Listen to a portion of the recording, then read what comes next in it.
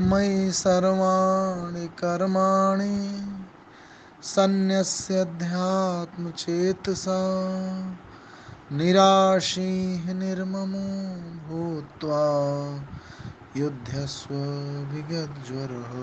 ॐ भूर्भुवः स्वः तत्सवितुर्वरेण्यं भर्गो देवस्य धीमहि धियो यो नः प्रचोदयात्। देवतुल्य भाइयों, महाशक्ति आज स्वाध्याय चिंतन का हमारा क्रमांक है 750। फ्राइडे तारीख 22 सितंबर 2023। और आज हमारे बीच में आदरणीय डॉक्टर एस एस भूदिया साहब, जो कमिश्नर इनकम टैक्स कानपुर हैं। आपका जो विषय चल रहा है वो है गीता के सहज भाव, पार्ट 58। आप ज्यादा समय न लेते हुए आदरणीय भूदिया साहब से निवेदन करते हैं कि अपना उद्बोधन जारी करें। आदरणीय भूदिया साहब। आदरणीय ए के शर्मा साहब, आदरणीय देवऋषि साहब और समस्त सुधी जनों को आज सादर प्रणाम करते हुए गायत्री मंत्र से आरंभ करेंगे। ओम भूर्भुवः स्वः तत्सवितुः वरेण्यं भर्गो देवस्य धीमहि धियो यो नः प्रचोदयात्। वस्तुतः हम लोग गीता के 18वें अध्याय में चिंतन करते हुए इस बात पर विमर्श कर रहे थे कि जो जीवित व्यक्ति की रचना है उसमें व्यक्ति के जीवित जो भी स्पेसी है उसके अंतःकरण में चेतना का स्रोत आत्मा और बाह्य आवरण में अष्टधा प्रकृति है, और यही उसकी निर्मित इस तरह से है जिससे प्रकृति और पुरुष उसने मिल करके जिसकी ऊर्जामयी चेतनामयी अवस्था सर्वत्र शरीर में व्याप्त है। इसका उसे ने 16वें श्लोक करना शुरू कर दिया था। दूसरे अध्याय में श्री कृष्ण कहते हैं, न असतो विद्यते भावो न अभावो विद्यते सतः उभयोः अपि दृष्टो अन्तः तु अनयोः तत्त्वदर्शिभिः। इसका वस्तुतः मत समय इस रूप में नहीं समझ पाए थे। अब अगर हम उसका तात्विक विवेचन करें तो समझेंगे कि न अस्तो विद्यते भाव, असत का भाव नहीं है। ये असत क्या है? ये असत बाह्य प्रकृति है जो निरंतर परिवर्तनशील है। मया अध्यक्षेण प्रकृति सूयते सचराचरम हेतु नानेन कौन्तेय जगत भी परिवर्तित है। उन्होंने कहा था ना श्री कृष्ण ने, श्री कृष्ण ने 9वें अध्याय में ही ये कह दिया था कि मुझको आधि अक्ष अर्थात एक्सिस के रूप में समझो, और उसके अगल बगल जो ये कुछ भ्रमित हो रहा है, जो भी रिवाल्व हो रहा है, जो भी घूम रहा है, परिवर्तनशील है, वो उसके इर्द गिर्द जैसे कुम्हार का चाक आप देखेंगे तो उसकी अक्ष उसका एक्सिस केवल स्थिर है और बाकी सब चीज परिवर्तनशील है, घूम रहा। तो उसी तरह से जो चेतना का स्रोत आत्मा है उसको अक्ष बनाकर, उसको अधि अक्ष बनाकर बाकी समस्त चीजें घूम रही हैं, अर्थात परिवर्तनशील हैं, अर्थात रूपांतरित हो रही हैं, अर्थात वो परमानेंट नहीं है, वो ट्रांजिएंट है, वो इम्परमानेंट है। तो कौन सी चीज परमानेंट है और कौन सी चीज इम्परमानेंट है, ट्रांजिएंट है, परिवर्तनशील है, जिसका रूपांतरण हो रहा है, वही उन्होंने आरंभ में ही घोषित कर दिया था। न असतो विद्यते भावः, जो असत है उसी असत को ट्रांजिएंट कहा। जो अष्टधा प्रकृति है वो असत है, वो सत्य नहीं है, उसका अस्तित्व नहीं है। वो सत नहीं है, क्योंकि वो परिवर्तनशील है, वो बदल जाएगी। जैसे नदी में आप जहाँ खड़े हैं, जस्ट अगले क्षण वो नदी वही नहीं रह जाएगी। उसका उतना पानी आगे बह जाएगा, पीछे का दूसरा पानी आ जाएगा, फिर उतना बह जाएगा अगले क्षण, और तीसरा पीछे के दूसरे कण आ जाएंगे पानी के, द्रव के। तो वो असत है, वो परिवर्तनशील है, उसको हम लोग नित्य निरंतर बनाए रखना चाहते हैं, बनाए रखने की भूल कर रहे हैं। ये हमें अच्छी तरह से समझने की आवश्यकता है। जीवन में शरीर की परिवर्तनशीलता को अगर हम समझें, हमारी स्थिति की, पोजीशन की, रूप की, ऊर्जा की, सौंदर्य की, शक्ति की, सबकी परिवर्तनशीलता को अच्छे ढंग से आत्मसात कर लें, तो हम अपनी प्रकृति के साथ बहुत अच्छे ढंग से तादात्म्य स्थापित कर सकते हैं। लेकिन हम यही बड़ी बड़ी भूल करते हैं। हम युवा ही बने रहना चाहते हैं। अपनी शक्तियों को बनाए बचाए रखना, बढ़ाना एक अलग बात है, लेकिन आप बार बार प्लास्टिक सर्जरी कराकर, बुटाक्स कराकर, शरीर को इस तरह से तमाम तरीके के कृत्रिम प्रविधियों के द्वारा, है ना, अपने आप को उस तरह से दिखाना जो आप नहीं है, और उस परिवर्तन से इनकार करना, उससे रिदमिक न होना, उस वास्तविक परिवर्तनशीलता को, चेंज ऑफ लॉ को न समझना, ये हमारे मानसिक और शारीरिक रूप से एक विकृति उत्पन्न करता है। उसे हमें समझने की आवश्यकता है। तो कृष्ण ने कहा, न असतो विद्यते भाव, इस असत का, जो परिवर्तनशील है, इसका भाव नहीं है। भाव माने होना। ये निरंतर बनी रहने वाली नहीं है, क्योंकि वो असत है। यही उसका, this is it's very nature, ये इनहेरेंट है। न अस्तो विद्यते भाव, न अभावो विद्यते सतः, जो आपकी चेतना है, जो आपकी आत्मा है, उसका अभाव नहीं हो सकता, वो हरदम रहने वाली है। न अभावो विद्यते सतः, क्योंकि वो सत है। अब इस रूप में तो हमने इसको नहीं समझा था। पहले पहले तो हम लोग बस सही तौर पे कि बस पूरी प्रकृति परिवर्तनशील है और कह के आगे बढ़ गए थे। लेकिन उन्होंने बताया कि सब चीज परिवर्तनशील नहीं है, कुछ है। अक्ष में, एक्सिस में, पीछे पृष्ठ में कोई चीज स्थिर रहने वाला है। जैसे जब जैन उसको कहते हैं, बुद्ध उसको कहते हैं कि नहीं, प्रकृति के नियम बने रहेंगे और बाकी सब चीज परिवर्तित, सृष्टि में सब कुछ परिवर्तनशील है। अगर सब कुछ परिवर्तनशील हो जाएगा तो सृष्टि को चलाने वाले नियम भी परिवर्तनशील हो जाएंगे, तो फिर ये बात भी परिवर्तनशील हो जाएगी। सृष्टि सृष्टि परिवर्तनशील है, ये बात भी तो स्थिर नहीं रहेगी। ये बात भी अगर परिवर्तनशील हो गई तो नियम बदल गया। अगर आप हर चीज को परिवर्तनशील मान लेंगे तो जो बात कह रहे हैं वो भी परिवर्तनशील हो गई, और जब वो परिवर्तनशील हो गई तो कोई ला ही न रहा, तो सृष्टि कैसे टिकी रह पाएगी। तो चाहे सृष्टि के संचालक कानूनों को, नियमों को, लाज को, नेचुरल लाज को स्थिर माने, या उसके पृष्ठ में उस चेतना को स्थिर माने, कोई न कोई चीज स्थिर अगर नहीं होगी तो उसको अच्छी बनाकर उसके इर्द गिर्द जो परिवर्तनशील चीज है, वो परिवर्तनशीलता भी संभव नहीं हो पाएगी। तो वो जो स्थिर है वही सत है, वही चेतना है, वही आत्मा है, वही चेतना का सर्वत्र विद्यमान क्षेत्र है, वो बना रहने वाला है।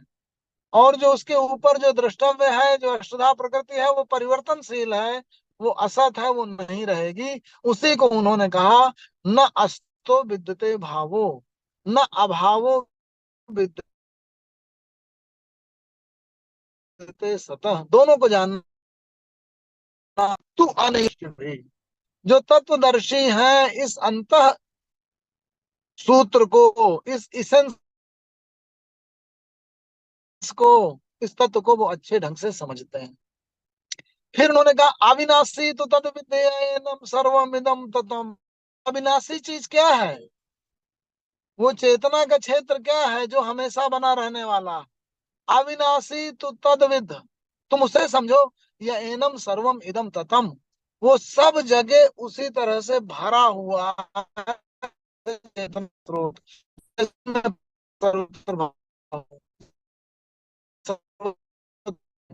तरीके से सूक्ष्म का स्रोत सर्वत्र उपस्थित है, उसी के इर्द गिर्द प्रकृति है, उसके ऊपर है, उससे ज्यादा स्थूल है, सूक्ष्म और सटल जो है वो चेतना ही है।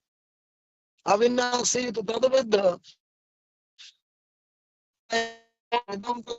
विनाशम अभ्यस अस्य न कश्चित कर्तुम अर्हसि, उसका विनाश कोई नहीं कर सकता। तो ये बात तो पहले ही घोषित कर दिए थे, और इसीलिए उन्होंने कहा था कि ऐसा नहीं है कि मैं पहले नहीं था बाद में नहीं रहने वाला हूँ, मैं हमेशा से था और हमेशा से रहने वाला हूँ। तो उनका संकेत किधर था? उस चेतना के स्रोत की ओर था, उस आत्म तत्व की ओर था, उस चेतन पुरुष तत्व की ओर था। तो जो पुरुष शब्द है गीता में, संस्कृत में, वो उस चेतना के प्रतिनिधि के रूप में आता है। और जो प्रकृति तत्व है जिससे सब कुछ जन्मता है, जो जन्म लेता है वो परिवर्तित होता है, और परिवर्तित होकर घुल जाता है, डिजॉल्व हो जाता है और रूपांतरित हो जाता है, वो प्रकृति जन्म है। इस प्रकृति और इस पुरुष चेतना के संयोग से समस्त सृष्टि बनती है। इस बात को बहुत अच्छे ढंग से प्रकृति पुरुष योग में 13वें अध्याय में जाकर के समझाया गया। लेकिन वो बात और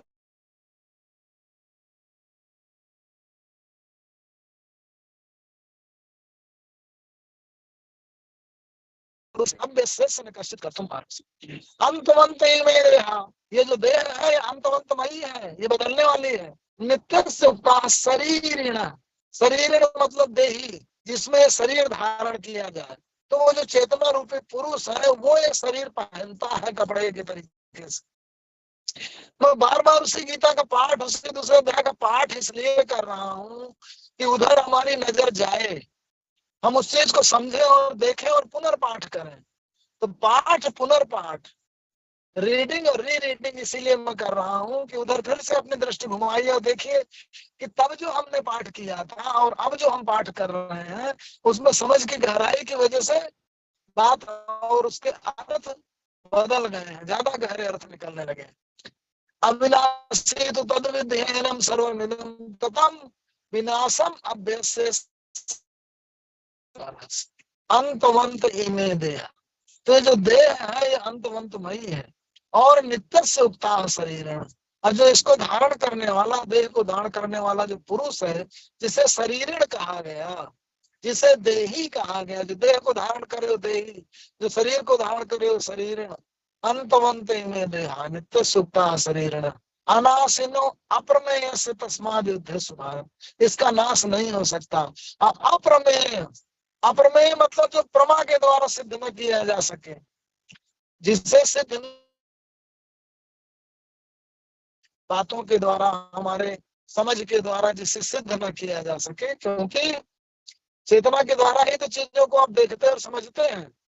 तो जिससे हाथ से हाथ नहीं पकड़ सकते, आंख से आंख को नहीं देख सकते, जिस स्रोत के द्वारा कोई चीज संपादित होती है उसके द्वारा उसी को नहीं जाना जा सकता। और एक बड़ी सुंदर बात है, कुर्ट गॉडेल ने, आइंस्टाइन के समकक्ष थे, बहुत बड़े गणितज्ञ थे, उन्होंने गणितज्ञों की एक हेकड़ी निकाल दी। सन 1930-32 की बात है कि गणितज्ञों में बड़ी हेकड़ी आने लगी थी। हर्बर्ट साहब जो है, हर्बर्ट साहब ने बहुत सारे, जैसे हमारे मैथमेटिशियंस ने कुछ, फर्मा एक थे, उन्होंने बहुत सारी अपनी थ्योरम्स दी थी कि इनको सिद्ध नहीं किया जा सकता। तो फर्मा की जो लास्ट प्रॉब्लम थी उसको 1996 में प्रूव किया गया। तो उसी तरीके से हर्बर्ट साहब ने कुछ अपनी थ्योरम्स दे दी थी, और वो बड़े मैथमेटिशियन थे, उनकी घोषणा थी, जर्मन थे मैथमेटिशियन, कि संसार में हर चीज को मैथमेटिक्स के द्वारा एक्सप्लेन किया जा सकता है। मैथमेटिक्स एक ऐसा सेल्फ कंटेन्ड सिस्टम है, सेट ऑफ लॉजिक है, जिससे हर चीज को एक्सप्लेन किया जा सकता है। तो कुर्ट गॉडेल ने एक थ्योरम दी अपने, और उन्होंने ये कहा कि हर चीज को मैथमेटिकली सिद्ध नहीं किया जा सकता। हर एक लॉजिक के सेट में कुछ ऐसी थ्योरम्स रह जाएंगी जिन्हें उस सेट के सिद्धांतों के द्वारा एक्सप्लेन नहीं किया जा सकता। और आज के कंप्यूटर सिस्टम में थ्योरम यूज भी होती है।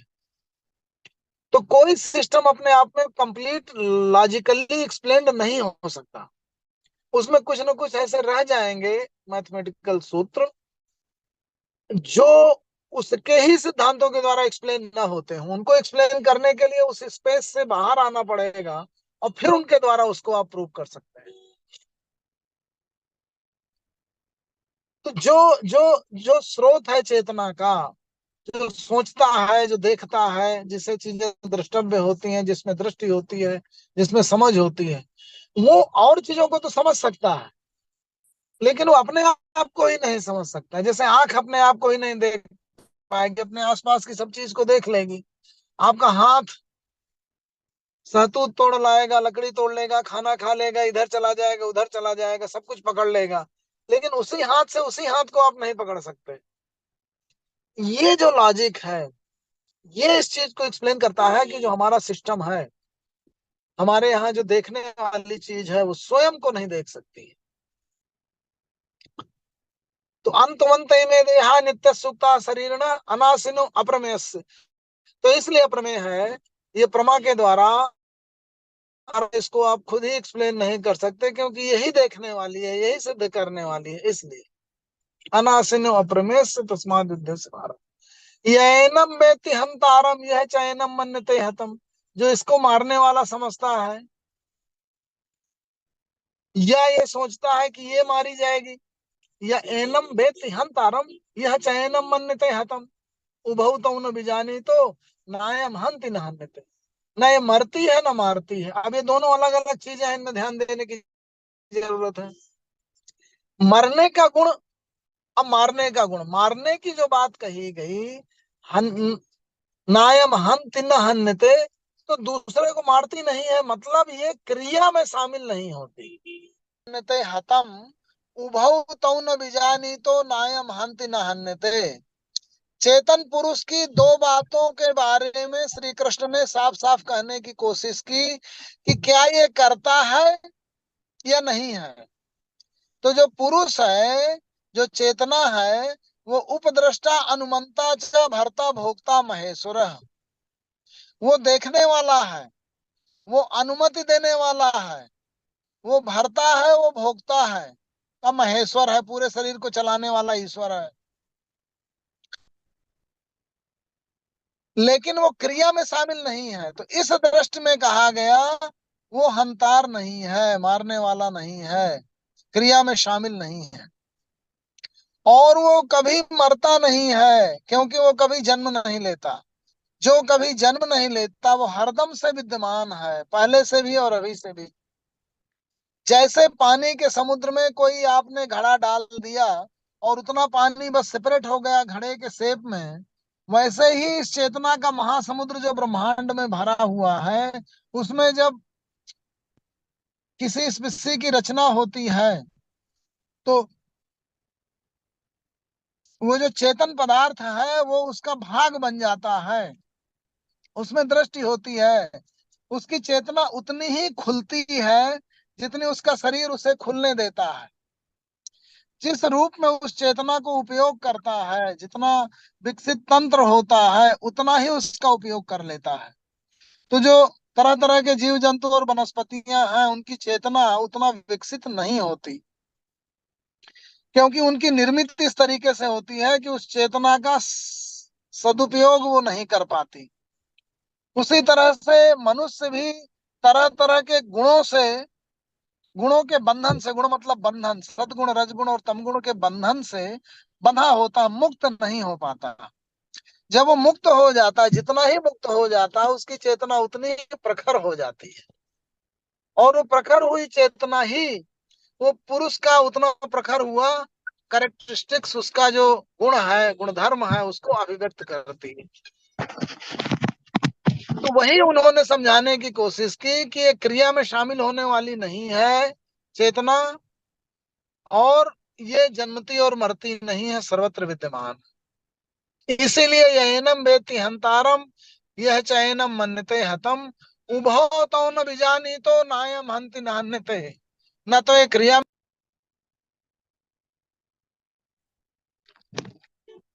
और न ही ये मरती है।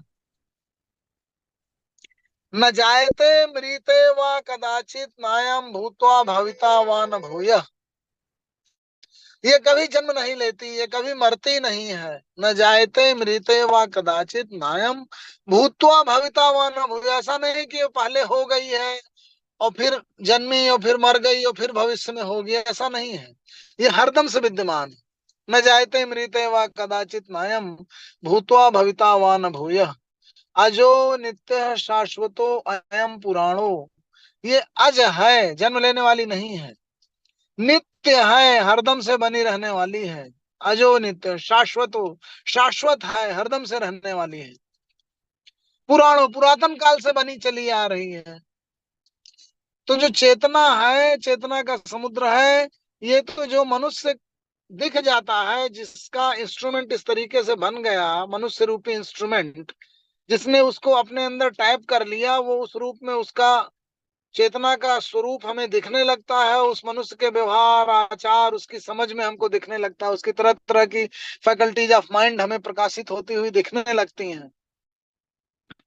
तो श्री कृष्ण एक तरीके से एक अलग एंगल से पूरे मनुष्य की रचना प्रक्रिया को व्याख्यायित करने की कोशिश की है कि न केवल मनुष्य बल्कि प्रकृति के अन्य जीव जंतु भी इसी तरीके से एक चेतन तत्व और एक प्रकृति तत्व के मिश्रण से बनते हैं।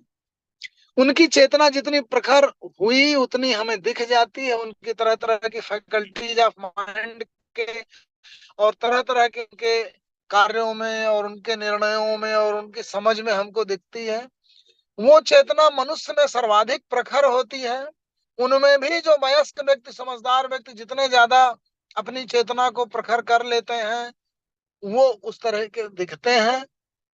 अन्यथा जो ब्रॉडर सेंस में मनुष्य की निर्मित हुई है, वो इस तरह से है कि उसके अंतःकरण में जो विद्यमान आत्मा है और जो उसके ऊपर अष्टधा प्रकृति है, उसके द्वारा उसकी निर्मित है। और ये जो चेतना है जो हरदम से रहने वाली है, ये ऐसा नहीं है कि इसने जन्म लिया, ऐसा नहीं है कि ये मरेगी, ऐसा नहीं है कि ये पहले थी और फिर पहले नहीं थी, फिर अस्तित्व में आई और फिर भविष्य में अस्तित्व नहीं रहेगी।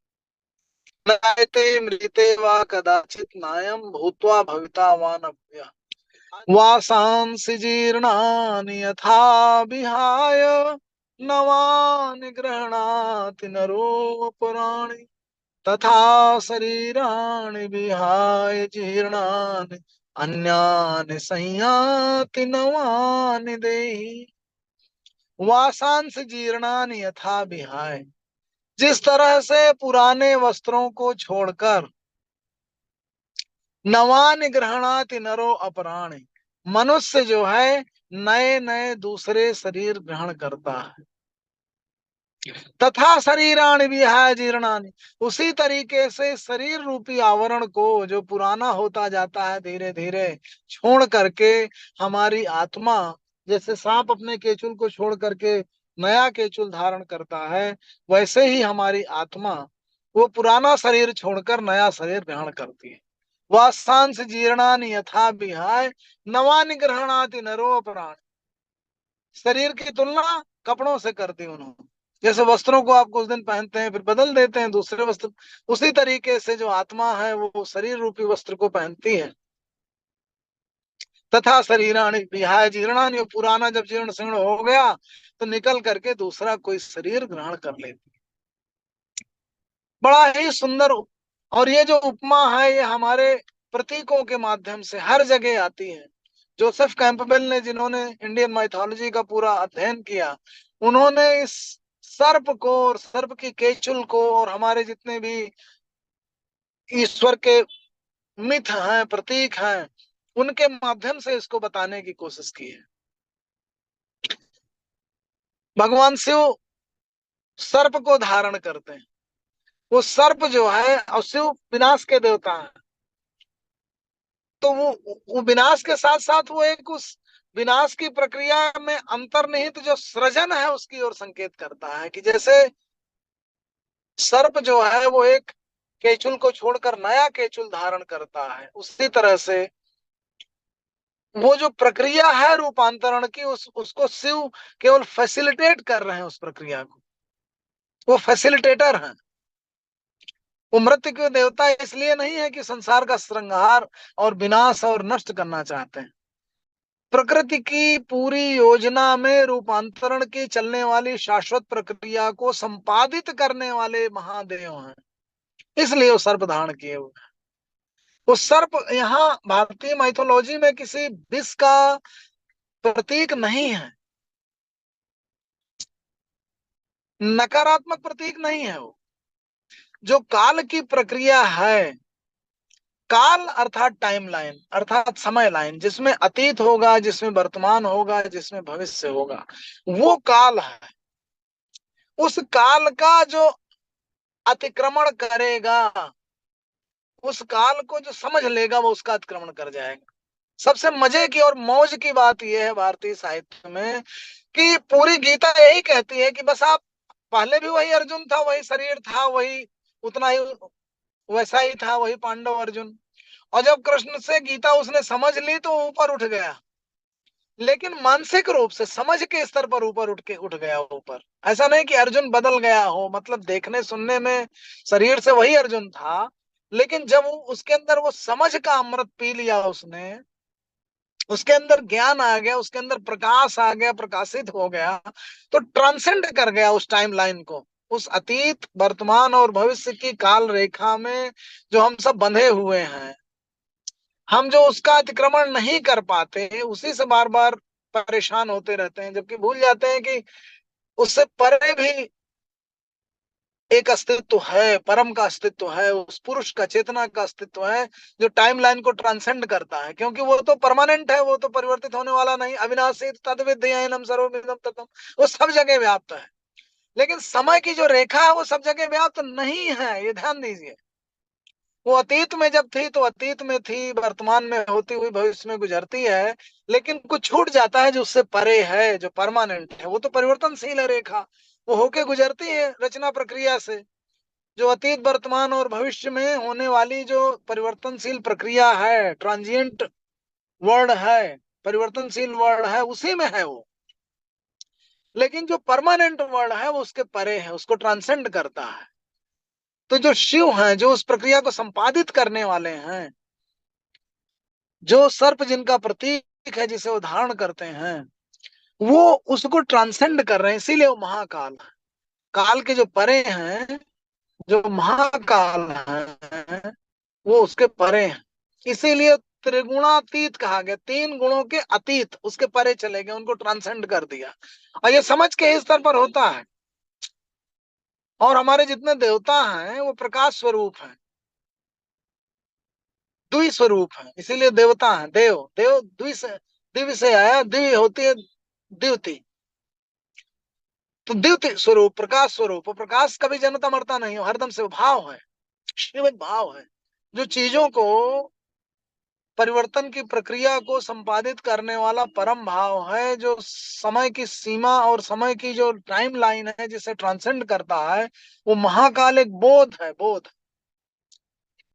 एक एक भाव, एक समझ, एक अंडरस्टैंडिंग जो ट्रांसेंड करती है ट्रांजिएंट बोध को, ट्रांजिएंट भाव को, वो परमानेंट भाव शिव है। तो इस तरह से उसको उन्होंने शिव और शक्ति के कंसेप्ट में इस तरह से उसको समझा और दिखाया जाता है।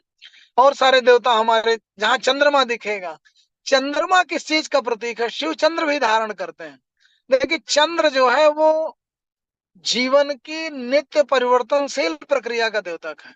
पहले उसका थोड़ा छोटा स्वरूप होगा, फिर बढ़ेगा, फिर बढ़ेगा, फिर बढ़ेगा, फिर एक पूर्ण भाव प्राप्त करेगा, फिर घटेगा घटेगा घटेगा, फिर न्यूनतम रह जाएगा, फिर बढ़ेगा बढ़ेगा बढ़ेगा, फिर पूर्ण हो जाएगा, फिर घटेगा घटेगा घटेगा। तो ये जो सृष्टि की प्रक्रिया है, जिसको आज वैज्ञानिकों ने समझा है, ये पहली चीज हरदम से रही रही आई है। इसी तरीके से सब कुछ परिवर्तनशील रहा है, सब कुछ विकासशील रहा है। हमारी सृष्टि की, हमारे ब्रह्मांड की एंट्रोपी बढ़ रही है, अभी हम लोग एक्सपैंड कर रहे हैं।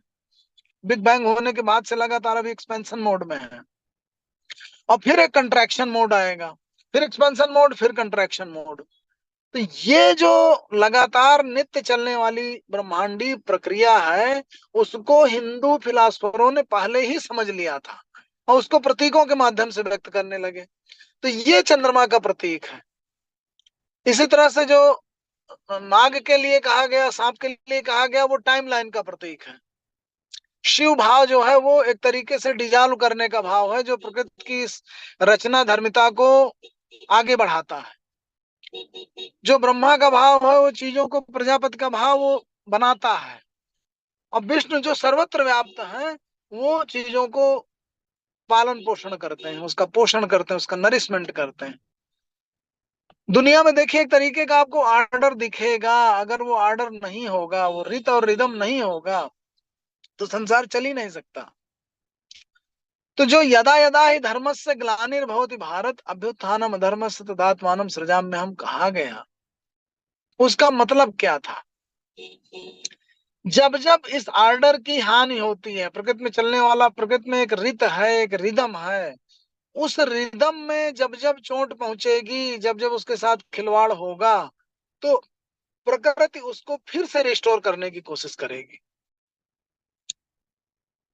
और ये व्यक्तिगत स्तर पे भी हो सकता है जो रिदम है, ये समाज के स्तर पर भी हो सकता है, और ये प्रकृति के स्तर पर भी हो सकता है।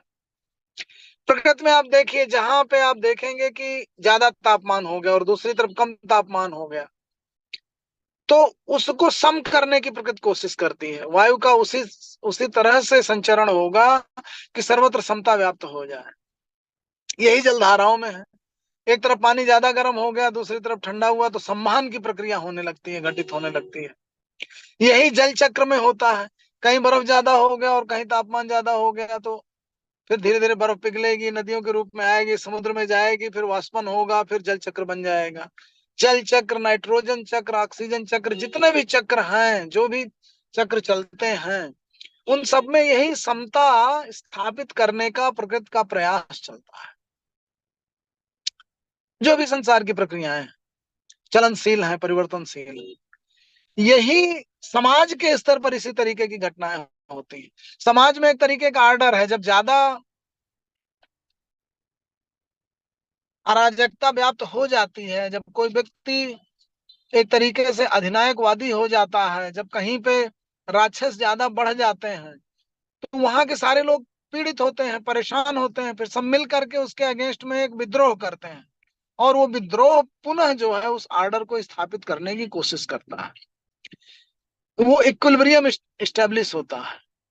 तो समाज के स्तर पर भी जो कॉन्शसनेस है, कलेक्टिव कॉन्शसनेस, वो मिल करके चीजों को ऑर्डर में लाना चाहती है, बेहतर बनाना चाहती है, जिससे जो प्रकृति का अस्तित्व है वो ज्यादा समय तक रह सके, समाज का अस्तित्व ज्यादा समय तक चल सके।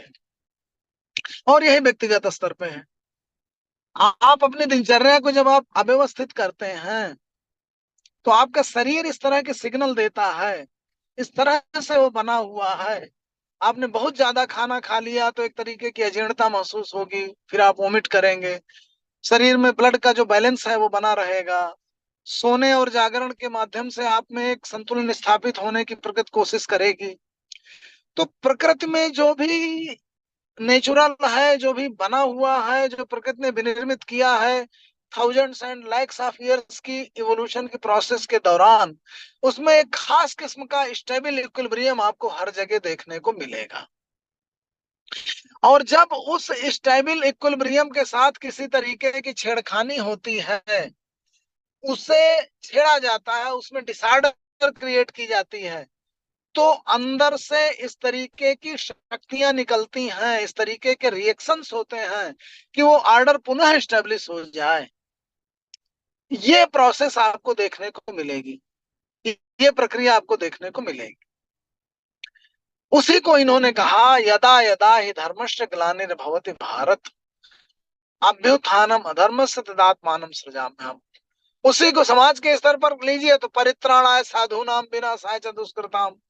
जो दुष्कृति करने वाले लोग हैं, विसविस नेचुरल नॉर्मल इक्विलिब्रियम, वो जो नेचुरल नॉर्मल है, उस नॉर्मल के साथ जब भी छेड़खानी होगी, तो कोई ना कोई रिएक्शनरी फोर्सेस एग्जिस्टेंस में आएंगे, रिएक्शन करेंगे ताकि फिर से वो ऑर्डर स्टेब्लिश हो जाए। इस चीज को उस युग में वैष्णवों ने गीता के माध्यम से, कृष्ण के माध्यम से ऐसे कहा। तो हम लोग चर्चा कर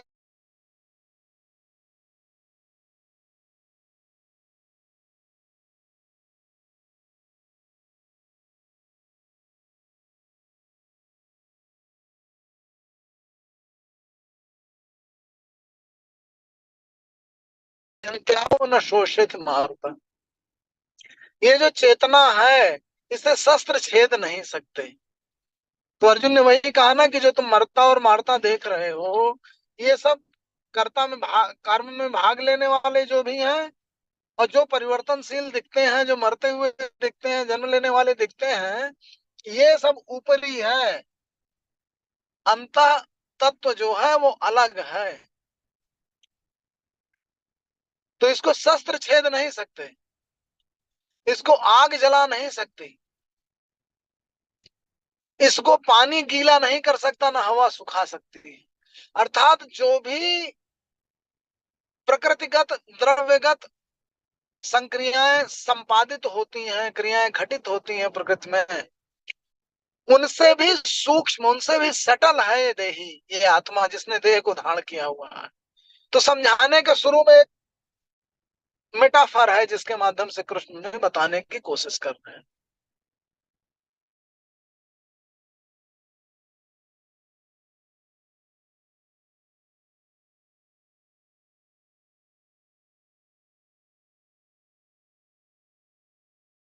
ये अचल है, सनातन है, हरदम से व्याप्त रहने वाला।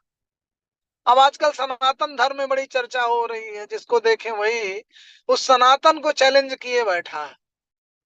तो ये सनातन धर्म है क्या? जो हरदम से रहने वाला है, जो सनातन है, वो धर्म। अब वो धर्म क्या है?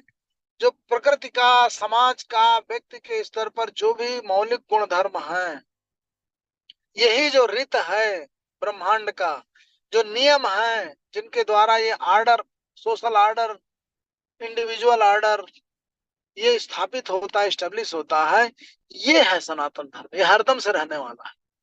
इससे रिदमिक होकर के अगर कोई व्यक्ति चलेगा, प्रकृति के अस्तित्व के पक्ष में खड़ा होगा, तो वो बचेगा। तो उस सनातन धर्म के साथ है, उससे रिदमिक है, उससे हार्मोनिक है।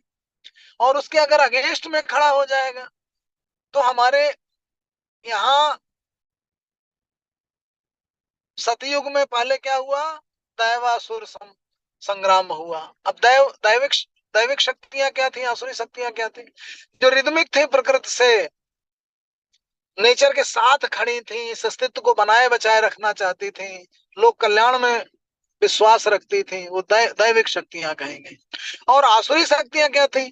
जिनमें अहम इतना ज्यादा था, जिनमें शक्ति इतना ज्यादा थी, बल था, और पूरी शक्ति को वो अपने फेवर में, अपने हित में, अपने अहम की पूर्ति के लिए उसका दुरुपयोग करते थे। वो सब आसुरी शक्तियां बन गई। तो क्या दिखाया गया? दैवासुर जो संग्राम हो रहा है, उसमें सारी दैवी शक्तियां और जो आसुरी शक्तियां हैं, उन्होंने मिल करके मंथन किया हुआ है। तो ये जो मथानी चल रही है मंदराचल की, वो तो हर व्यक्ति के अंतःकरण में चली रही। आसुरी संपत्तियां एक तरफ मथानी को खींच रही हैं, वासुकी की डोरी बनाई गई है। सांप की डोरी क्या है? वो सांप तो सृष्टि की प्रक्रिया में, इस प्रक्रिया को निरंतर, जो परिवर्तनशील जगत है उसको दर्शाती है। वासुकी की जो डोरी है, हो रहा है निरंतर सृजन, बन रहे हैं, नए लोग आ रहे हैं, फिर से वही मथानी चलने लगती है। तो मंदराचल की मथानी आपके दिमाग में चल तो रही है, मथ रही है उस दिमाग को। हम क्या कहता, मेरी ही बात माने, मेरी पत्नी ने मेरी बात नहीं मानी, मेरे बेटे ने मेरी बात नहीं मानी, मेरा हुक्म नहीं चला। वो हम आपका आ जाता है, वो घमंड आ जाएगा, थोड़ा सा पैसा आएगा, शक्ति आएगी, मद आएगा, मत्सर आएगा, और फिर आपकी जो दैवी शक्तियां हैं वो कमजोर पड़ जाएंगी। विवेक का मार्गदर्शन किसको चाहिए? सुंदर स्त्री देखी गिर पड़े, कहाँ गया विवेक? जो आपका, आपके अंदर की जो वासना है, वो वासना का जो असुर है, वो जाग जाता है और बस सब कुछ भक्षण करने लगता है कि मुझे खाना है। लीगल इलीगल कहीं भी धन देखा, आपका ग्रीड जो है, लालच रूपी लोभ रूपी जो आपका असुर है वो बढ़ गया और उसने ग्रसित कर लिया पूरे विवेक को, और भाई के साथ ही आप दगाबाजी कर गए। तो हर वक्त चल रहा है मंथन, ये दैवासुर संग्राम चल रहा है हरदम। उसमें वही दैवी शक्तियां हैं और वही आसुरी शक्तियां हैं। उनमें जो प्रकृति के साथ रिदमिक हैं, जो धर्म के साथ खड़ी हैं, उस सनातन के साथ खड़ी हैं, उसे समझती हैं, वो बने ही रहेंगे, और नहीं तो विकृत हो जाएंगे, आप गिर जाएंगे। ये है दैवासुर संग्राम के माध्यम से हमारा भारतीय जो विवेचन है, जो दर्शन शास्त्र है, वो व्याख्यायित करता है कि किस तरह से व्यक्ति को अपने उन आसुरी शक्तियों से बचना है। फिर वही राम रावण का युद्ध आपको दिखेगा, शाश्वत चल रहा। रवि हुआ अस्त ज्योति के पत्र पर लिखा अमर, रह गया राम रावण का अपराजय। फिर वही रोज सूर्य उगता है, फिर वही आपके अंदर का रावण जग जाता है, फिर आपको विकृत कर देता है, आप गिर जाते हैं, पतित हो जाते हैं, आगाम में गमन करने लगते हैं, भक्ष भक्षण करने लगते हैं। जो भी जहां से भी मिले लेने लगते हैं, खाने लगते हैं, ग्रहण करने लगते हैं। आपके अंदर की वासना जाती ही नहीं, पेट भरता ही नहीं। तो वो जो राम और राम क्या है, सब कुछ त्याग रहे हैं। राज्य भी मिल रहा था, त्याग रहे हैं। क्यों? क्योंकि मूल्यों की रक्षा ज्यादा जरूरी है। भक्षण करना, लेना अपने लिए लेकर के और बड़े बन जाने से ज्यादा महत्वपूर्ण है उन मूल्यों की रक्षा। जंगल में जाएंगे, सबरी के जूठे बेर खाएंगे, जटायु के साथ रहेंगे, निषाद राज के साथ रहेंगे। कहाँ कोई जातिवाद है? कुछ भी जाति व्यवस्था कुछ नहीं है। उन सबको गले लगा रहे हैं, ऋषियों से मिल रहे हैं, वृद्धों से मिल रहे हैं, कोल भीलों की सेना खड़ी कर रहे हैं, बंदरों से मिल रहे हैं। वो है मूल्यों की रक्षा करने वाले। फिर वो रावण रूपी महादम्भ को भी मार देते हैं, मार पाते हैं, सक्षम हो जाते हैं। छोटे छोटे वानरों को इकट्ठा करके, छोटे छोटे मूल्य हैं ये सब। खूब कष्ट होंगे आपको, खूब कठिनाइयां आएंगी, लेकिन वो एक कठिनाई हनुमान जी के रूप में शक्तिशाली बन के आपके शरीर में शक्ति देगी, एक अंगद के रूप में आ जाएगी। एक निर्माण करता कि छोटा सा निर्माण कर रहे हैं आप, कुछ बना रहे हैं, नलनील आ जाएंगे। ये तमाम गुणों के प्रतीक हैं। उन सब गुणों को इकट्ठा करके आप राम रूपी शक्तिशाली व्यक्ति बन जाएंगे, और उस दम्भ को, उस अहम का संहार कर देंगे। तो ये जो है वो सब आपके मन के अंदर ही है, वही राम मूल्यों के। आप वहां पे घबरा गए कि क्या होगा मेरे भविष्य का, मैं कैसे जी पाऊंगा, मैं कैसे रह पाऊंगा। ले लो, किस कोई देख थोड़े रहा, ले लो पैसा, ले लो आज, ले लो घूस, ले लो ये, ले लो दूसरे का हिस्सा, मार जाओ। हार गए वहीं पे। राम कभी हारता नहीं है। राम तो लगेगा कि मतलब जो है पराजित हो गया, वीक हो गया। अच्छा काम करने वाला जो अच्छाई है, जो गुड है, वो पराजित हुआ, लेकिन नहीं, वो कभी पराजित नहीं होता। वो जो अदम्य शक्ति है, वो कभी भी हारती नहीं है, वो बस हराती है। तो ये है राम और रावण का शाश्वत संघर्ष। ये है महाभारत का युद्ध जो निरंतर चल रहा है आपके अंतःकरण, उसका प्रतीक है ये। तो वही गीता बता रही है। ये है सनातन धर्म, ये हरदम से चलता रहने वाला। आज आप राजनीति में किसी नारे का, किसी चीज का, किसी भगवान का इस्तेमाल करके जिता ले जाइए और फिर मूल्यों से समझौता कर लीजिए, वो सनातन थोड़े है। सनातन धर्म ये है। और हाँ, अब विकृतियां तो आई हैं, हर समाज में आई है। जाति की विकृति थी हमारे समाज में, उसको चुनौती दी गई, तमाम पार्टियां आई, फिर उससे हमारा शोधन हुआ, फिर हम आगे बढ़ गए। आज भारतवर्ष के फिर नागरिक बन गए, भारत का संविधान बनाया हमने, विश्व का सर्वोत्तम संविधान बनाया हम। तो कुल मिलाकर के इस सनातन धर्म की जो पूरे ब्रह्मांड में व्याप्त है, जो रिदम, जो हार्मोनिक बैलेंस, उसको हमें स्थापित करना है, उसको पकड़ के रखना है, उस धर्म दंड को पकड़ के रखना है। वो है सनातन। वो जो हमारी अंतःकरण जो हमारा बोलता है, जब वो बोलेगा, जो चेतना बोलेगी, जब वो आपको अंदर से बता देगी कि नहीं, ये नहीं, ये नहीं मैं कर पाऊंगी। ये तो सिद्धांतों से समझौता। अच्छा, बार बार जब आप समझौता करने लगते हैं, एक बार आप किसी के हाथ में पहले दीजिए बंदूक, तो हाथ कांपेगा, वो नहीं गोली चलाएगा अच्छे आदमी को मारने के लिए।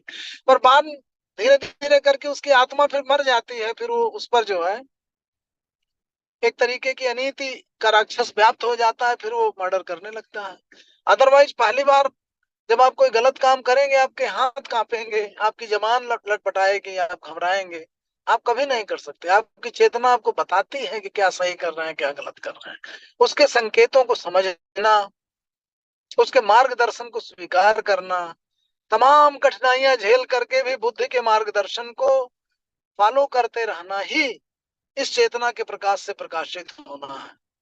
उस चेतना के प्रकाश को जो देख लेते हैं और फिर उनके अंदर वो चारित्रिक संयम है कि उसको फॉलो भी करते हैं आचरण के लेवल पर आकर के, तो नॉलेज इनलाइटेंड हो और विजडम डिसिप्लिन्ड हो, और बाकी जितने भी असुर हैं उन सबको परास्त करके फिर आपका राम जब आगे बढ़ेगा तब फिर आपके अंदर शक्ति का संचार हो।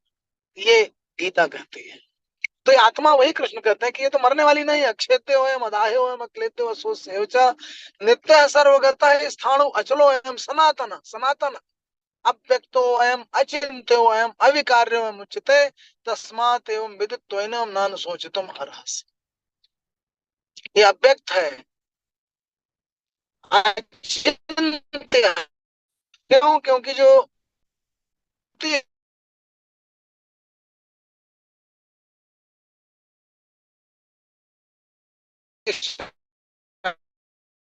आत्मा के श्लोक से उद्भूत है, इसलिए उस चीजों को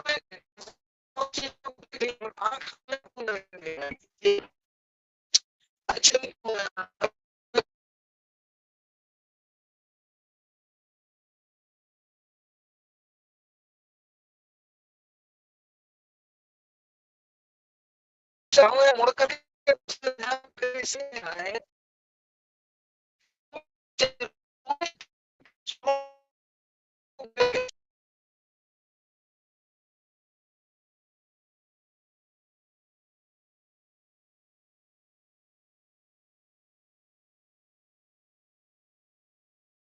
आवाज आ रही है शर्मा जी? हाँ, आवाज तो आ रही है साहब, अभी भी आप जी। जी जी। तो जो अंतःकरण का शरीरण या देही रूपी चेतन तत्व है वो पुरुष के रूप में, जिसे बाद में पुरुषोत्तम योग में 15वें अध्याय में और अच्छे से एक्सप्लेन किया पूरा। दो विमो पुरुषों लोग के 15वें अध्याय में 16वें श्लोक से 20वें श्लोक तक उस चीज को बिल्कुल स्पष्ट कर देते हैं कि पुरुषोत्तम में क्या चीज है, पुरुष क्या है जो देख सकता है, जो जो नियंता है, नियंत्रित करने वाला हर आदमी के व्यक्ति के अंतःकरण में बैठा है, वो क्या तत्व है। दो विमो पुरुषो लोके क्षर चरेचा क्षर सर्वाणि भूतानि कूटस्थो अक्षर उच्यते उत्तम पुरुष तु अन्य परमात्मा इत उदारता यो लोकत्रयम् आविश्य विवर्तव्य ईश्वर। दो तरीके के आयाम हैं इस निर्मित के, इस हर एक स्पीसी के। दो इमो पुरुषो लोके क्षर च अक्षर एवं, एक क्षर है और एक अक्षर है, तो अक्षर यही पुरुष है। दो इमो पुरुषो लोके क्षर च अक्षर एवं क्षर सर्वाणि भूतानि कूटस्थो अक्षर उच्यते। जो भी भूत रूप होगा, भूत भू माने होना, भूत माने जो होने वाला, जो हुआ है, जो उत्पन्न हुआ है, तो जो उत्पन्न हुआ है जो भी बनेगा वो बिगड़ेगा, ये दृढ़ सत्य है। जिसकी भी निर्मित होगी या की जा सकती होगी या संभव होता होगा निर्माण जिसका, उसका विनाश होना ही होना है। इसलिए शरीर को बचाने की जो कोशिश करते हैं वो इस प्रकृति के तत्व को नहीं समझते। तो जो बना है वो बिगड़ेगा, ये जानिए। उसको कितना ज्यादा समय तक बनाए रखा जाए, उसे कैसे स्वस्थ रखा जाए, उसके उसकी परम उत्पादकता और उसके परम पुष्पत्व को कैसे सुनिश्चित किया जाए, उस अनुपात को कैसे सुंदर बनाए रखा जाए, ये सब तो हो सकते हैं आयाम, लेकिन एक ना एक दिन जाएगा, कोई जल्दी कोई बाद में। लेकिन हमारे संतों ने उसमें भी बड़ी भूल कर दी। जो मध्यकाल के भक्तिकालीन संत हैं वो इस पूरे अस्तित्व को ही लांछित करने लगते हैं। ये शरीर क्यों आया, ये शरीर तो पूरे समस्याओं का घर है, माया महा ठगिनी तुम जाने, नारी को, शरीर को। तो ये जो आपकी संपत्ति है उस पूरी संपत्ति को आप किस रूप में देखते हैं ये महत्वपूर्ण है। एक गोस्वामी जी की यही महानता है। बाबा जो है से लांछित करते रहेंगे कि मैं क्या हुआ, ये तो सारे रोगों का कारण है, ये मेरी आंखें पतित होती। अरे भाई, आंखें नहीं पतित हो रही, आप पतित हो रहे हैं। कान सुन रहे हैं, आप में लालच आ गया तो आपकी बौद्धिक क्षमता को महत्व न देते हुए, बुद्ध की प्रधानता को, आप अपने लालच को और अहम को प्रधानता देने लगे। आप चरित्र से पतित होकर अपनी इंद्रियों को महत्व देने लगे, उसे संयम में नहीं रख पा रहे, वो देखिए। लेकिन गोस्वामी जी अगर नकारात्मक पक्ष की ओर जाते हैं तो सकारात्मक को भी देखते हैं। तो इस अस्तित्व की बुराई करने से ज्यादा महत्वपूर्ण है कि हम अपने आप को संयमित करके जिस भी सर्जक ने, सर्जनाकार ने हमें ये स्वरूप दिया है उसका धन्यवाद दें। एक स्वामी जी ने बड़ी सुंदर सी बात कही। बोले, आपका बेटा अगर आपको कहे कि पिताजी आपने मुझे क्या दिया, अरे मैं नौकरी लग गई, आपने जितना पढ़ाया हिसाब कर लीजिए, जितनी फीस दी थी मैं आज लौटा देता हूँ, सॉफ्टवेयर इंजीनियर हो गया हूँ, तो आपको कैसा लगेगा? क्या किया, आप आधे आधे घंटे समय देते थे, नहीं तो आप अपने ऑफिस चले जाते थे, मुझसे क्या मतलब था? मैं तो अनिश्चित उत्पाद हूँ, जैसे आजकल हिप्पी कहते हैं ना कि माँ और पिता ने संयोग संभोग किया होगा, उसी से पुत्र बन गया, हम तो अनिश्चित उत्पाद हैं। तो बोले आजकल जिसको देखे वही आदमी केवल इस तरीके की फिलॉसफी देने की कोशिश करता है। तो बोले आपको कैसा लगता है? और वही पुत्र अगर आपको ये कहे कि नहीं, आपने हमें जो दिया, आपने जो भी समय दिया, जो पढ़ाया लिखाया, हमें उत्पन्न किया, उसके प्रति हम बहुत कृतज्ञ हैं, हम बहुत खुश हैं, और आपने इतना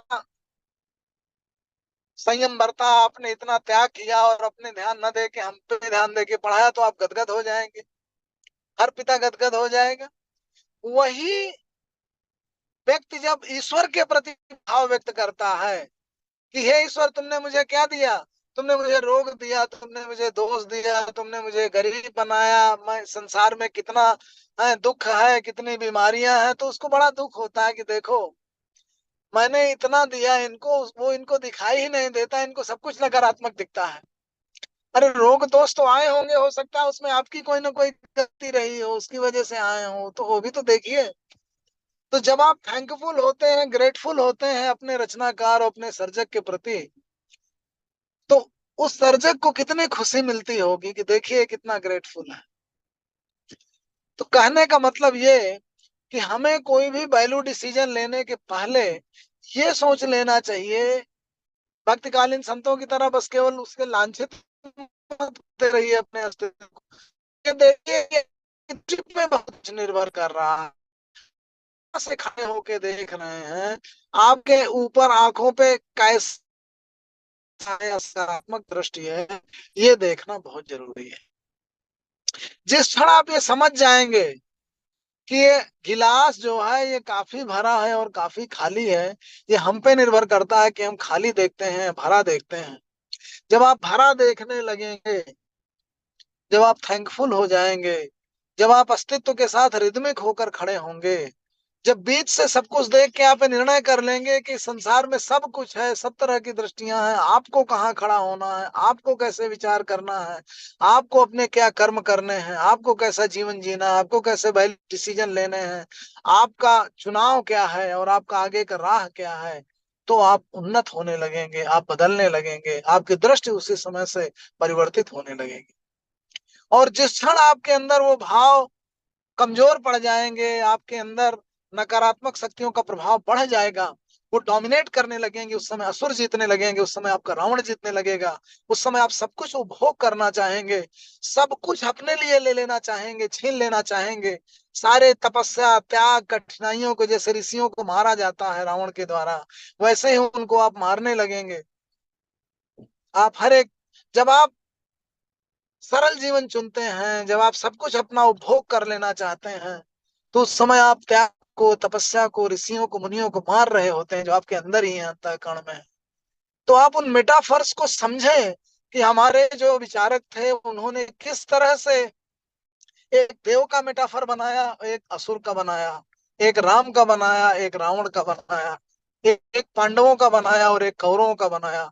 कौरव शक्तिशाली हो गए हैं क्योंकि उन्होंने धर्म धर्म हर तरह से चीजों को इकट्ठा किया है, केवल अपने भोग के लिए, अपने आम की तुष्ट के लिए, सारी प्रॉपर्टी को खुद छीन लेने के लिए, न्याय अन्याय को साइड में रख करके केवल शक्ति का साम्राज्य स्थापित करने के लिए। तो आप हारने लगेंगे, आपका पतन सुनिश्चित हो जाएगा। देखने में क्षणिक लाभ दिखेगा, क्षणिक शक्ति बढ़ती हुई प्रतीत होगी, आपको क्षणिक तुष्टि भी मिलेगी, लेकिन वो स्थायी इक्विलिब्रियम नहीं होगा, वो अनस्टेबल इक्विलिब्रियम होगा। प्रणाम। धन्यवाद आदरणीय उदय साहब। आप जो है 60 मिनट तक लगातार एक्सटेम्पोर जब बोलते हैं, मतलब पानी भी नहीं पीते हैं। अब मैं सोच सब रहा था आप कि लोगों का आशीर्वाद जी। हम लोग तो अगर 10 मिनट बोल रहे, पता नहीं कितनी बार पानी पियेंगे, गला सूख जाएगा। तो ये ईश्वर की बहुत बड़ी कृपा है आपके ऊपर, जो मतलब इतना एक्सटेम्पोर और सब चीजें बोलते हैं। और जी उसमें मेरे ख्याल से आपको स्वयं को भी पता नहीं होगा कि आप किस भाव में बोल रहे हैं, कब क्या ही है। तो एक रिदम है। कभी आप जी अपनी जी। जब YouTube सुनेंगे तो आपको लगेगा ये मैं कब कहाँ क्या से हूँ। नहीं, जी बहुत सुंदर आप इसका विवेचना करते हैं। तो अब तो मेरे ख्याल से कोई प्रश्न तो खैर क्या बनेगा, बाद में देव ऋषि साहब भी बोलेंगे। एक चीज है बड़ी अच्छी जो आपने बताई कि जब जो दिल है और आत्मा है, ये जी। दोनों क्या एक ही चीज है या दिल अलग है आत्मा अलग है सर? क्योंकि कई बार कहता है मन तो कहता है कि ये काम कर लो, पर जी दिल दिल कहता है, यानी आत्मा कहती है ये काम गलत है। मतलब तो दिल और आत्मा को एक ही मान सकते हैं क्या? हमारे जो विचारक हैं उन्होंने पांच छह तत्व बताए। एक तो इंद्रियां बताई, एक तो मन बताया जो इंद्रियों को कंट्रोल करता है, वो एक पूरा का बुद्धि। पूरा सेंटेंस याद है मुझे, मैं अभी आप सुनाऊंगा डॉक्टर साहब को। अच्छा, है, बताइए। हाँ कमाल। तो जब इन्होंने कहा ना इक्विलिब्रियम की बात की, हम्म चेंज है सिस्टम, जब इम्बैलेंस हो जाता है तो हम्म वो फिर बैलेंस होने की कोशिश करता है। तो वो उसका एक पूरा लॉ है, तो लॉ का नाम है ली शटलियर प्रिंसिपल। अच्छा। हाँ, हम्म उसका पूरा है, when a system in equilibrium, पूरा सेंटेंस सुना देता हूँ। Hmm when a system in equilibrium hmm is subjected to a hmm change in temperature and pressure, the system itself takes counteraction to undo the effect of that change. अच्छा। हम्म हाँ, to bring the equilibrium back. हम्म, देखिए, तो इसका law बना फिर Boyle's law, P अच्छा। P1 V1 by T1 is equal to P2 V2 by T2। हम्म भाई आप दोनों में से कोई भी चेंज करो, हम्म एक दूसरे का और कुछ ऐसा बढ़ जाता है, उसको फिर बराबर लाने की कोशिश करेगा, और बराबर लाएगा ही। बताइए। ये लॉ है, ये प्रकृति का लॉ है। चलिए सर, समाप्त करते हैं। मेरे ख्याल से डॉक्टर साहब तो मुश्किल है। आज तो काला साहब से बात करवा दीजिए, अगर है तो काला मैं साहब कहूँगा। खोल लीजिएगा, वीडियो खोल सकते हैं तो खोल लो। काला साहब आपके दर्शन करवा दीजिए। डॉक्टर काला साहब, मेरे ख्याल से वो आराम कर रहा है, मुझे लगता है। हाँ, मैं उनकी शक्ल देख रहा था, मैं कहा कुछ उसके मुखारबिंद से कुछ चलिए। चवन निकल जाए तो अच्छा है। चलिए साहब, बहुत बहुत धन्यवाद धन्यवाद। आदरणीय देवऋषि साहब, धन्यवाद आदरणीय डॉक्टर अशोक बुधे साहब। आपने समय निकाल के समय दिया, और जैसा कि एक विचार के साथ और 3 बार ओम के साथ अपनी समाप्त करते हैं। आज का विचार, रिश्ते बरकरार रखने की रिश्ते बरकरार रखने की एक ही शर्त होती है। रिश्ते बरकरार रखने की एक ही शर्त होती है, किसी की बुराइयों पर नहीं, सिर्फ अच्छाइयों पर ध्यान दें। हाँ, क्या बात। किसी की बुराइयों पर नहीं, सिर्फ अच्छाइयों पर ध्यान दें। कहते हैं ना, बहुत एवरी बहुत। मैन कहते हैं every man is volume if you know how to read him. हर आदमी एग्जैक्टली। अपना पूरा वॉल्यूम है।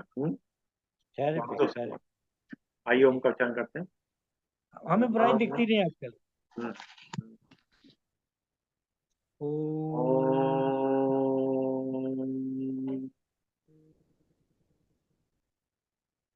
ओ ओम।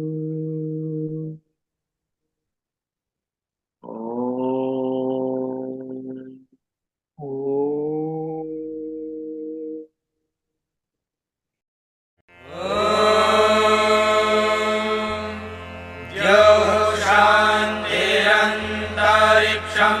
शान्तिः पृथिवी शान्तिरापः शान्तिरोषधयः